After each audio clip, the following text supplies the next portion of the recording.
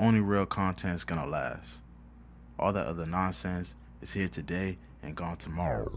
And I wanted to kind of get your thoughts on the monopolies that are kind of evolving in tech. And something Whew, that that's a great I question. noticed, yeah, something that Yeah. I noticed recently was um, like why haven't we broken them up?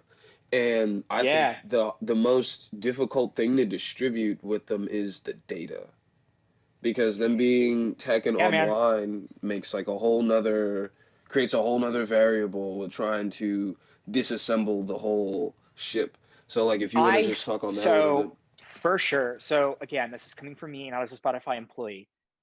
I think that the tech companies are incredibly powerful. I think that the world, in particular, the government, the US government, even like the EU, they underestimated the power that like a Google or a Facebook or like a major corporation had. And now we've hit this point where um, politically, like with the 2016 election, we were kind of blindsided with what happened with like the Cambridge Analytica stuff. And like, I think like there definitely is a monopoly, and yeah, I think that this is going to be an ongoing problem. I think that like the biggest thing, the key problem is trust, Mm. consumer trust, right? Mhm. Because like we know that Facebook, major companies are collecting data and we don't know where that information is going, and there's like a privacy issue. I also think that there's a lack of, like, the biggest problem I'm seeing right now, like with the election, is that there's a lot of like older people who are using Facebook and they don't understand.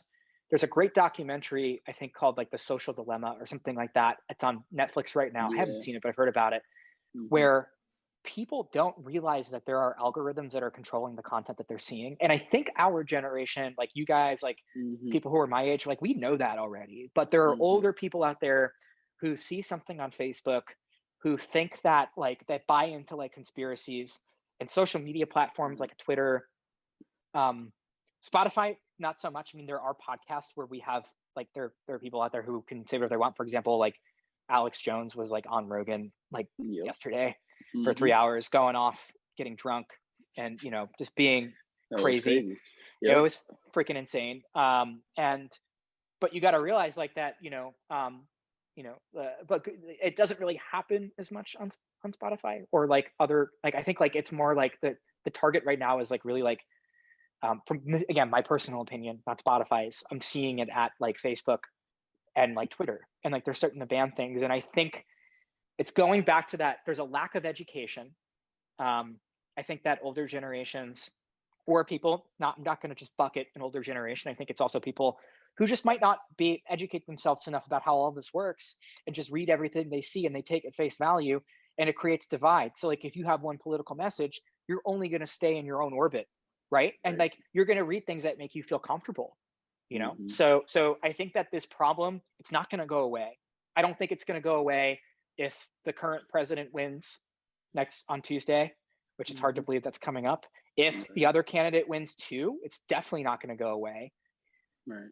I think that there's going to be a breaking point, um, but they are a private business, and all of these companies are private. I mean, they're publicly traded, but like you know, they do things that are within their own world, and like I think that, yeah, I think there's a huge issue. I think it's Yeah. trust.